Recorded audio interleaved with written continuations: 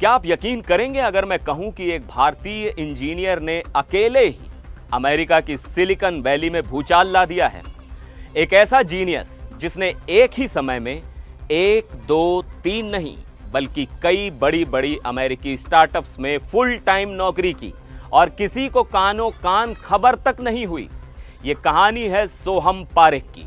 एक ऐसा नाम जो आज टेक वर्ल्ड में कुछ लोगों के लिए विलन है तो कुछ के लिए एक एंटी हीरो। कोई उसे the wolf of Wall street कह रहा है तो कोई उसे वो कॉरपोरेट मजदूर बता रहा है जिसने सिस्टम को ही हैक कर लिया। तो आखिर कौन है ये सोहम पारेख? कैसे उसने सिलिकॉन वैली के बड़े बड़े फाउंडर्स को अपनी उंगलियों पर नचाया और कैसे इस पूरे खेल का पर्दाफाश हुआ? चलिए आपको पूरी कहानी शुरू से और एकदम आसान भाषा में समझाता हूं। नमस्कार, मैं हूं सिद्धार्थ प्रकाश। तो ये पूरा मामला सामने आया एक्स से, जब मिक्स पैनल नाम की एक बड़ी कंपनी के फाउंडर सुहेल दोशी ने एक के बाद एक कई ट्वीट करके पूरी दुनिया को चौंका दिया।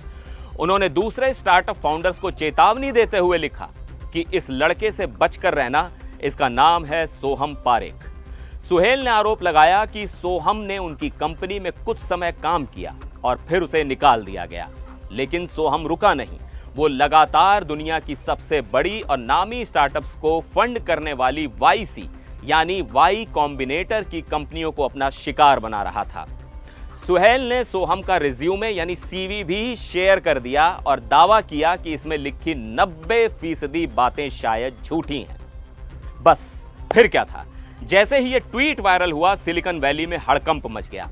एक एक करके कई और कंपनियों के फाउंडर्स, इंजीनियर्स और हायरिंग मैनेजर सामने आए और सबने एक ही कहानी सुनाई कि हाँ, सोहम पारेख ने हमारे साथ भी काम किया है।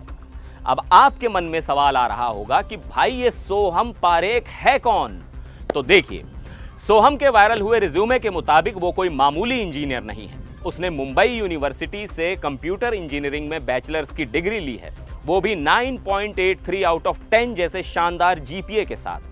और तो और 2022 में उसने अमेरिका की जानी मानी जॉर्जिया इंस्टीट्यूट ऑफ टेक्नोलॉजी से कंप्यूटर साइंस में मास्टर्स भी किया। इतनी तगड़ी प्रोफाइल देखकर कोई भी कंपनी उसे खुशी खुशी नौकरी पर रख लेगी और यहीं से शुरू हुआ उसका असली खेल।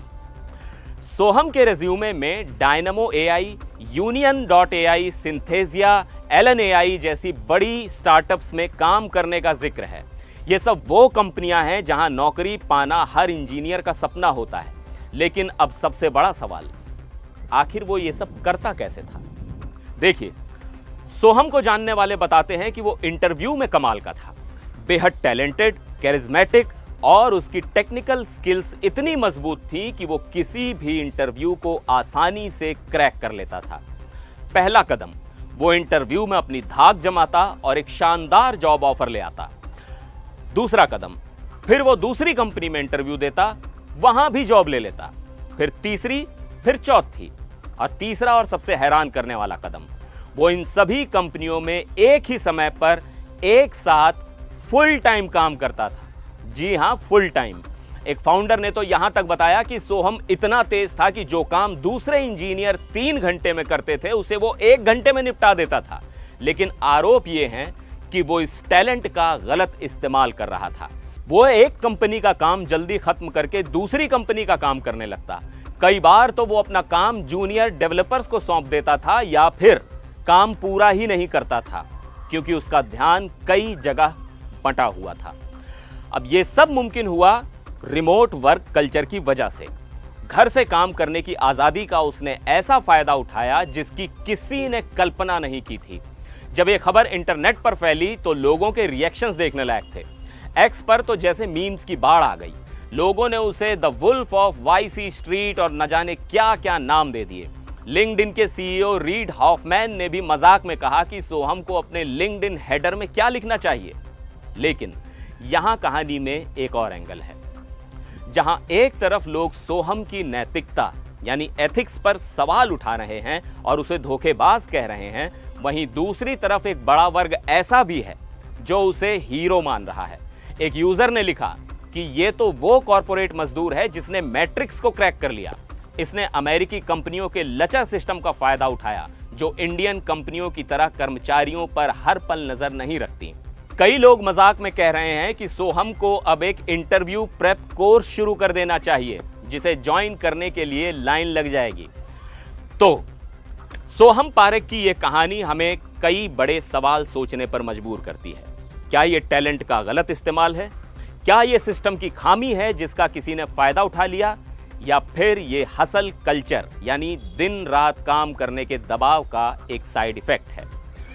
सोहम ने 3 जुलाई 2025 तक इन आरोपों पर पब्लिकली कोई जवाब नहीं दिया है, लेकिन उसकी कहानी ने रिमोट वर्क, हायरिंग प्रोसेस और वर्क एथिक्स पर एक ऐसी बहस छेड़ दी है जो शायद लंबे समय तक चलेगी।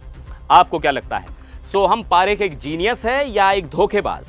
उसने जो किया वो सही था या सरासर गलत? अपनी राय नीचे कमेंट्स में जरूर बताइएगा। मिलते हैं अगले वीडियो में, तब तक के लिए नमस्कार।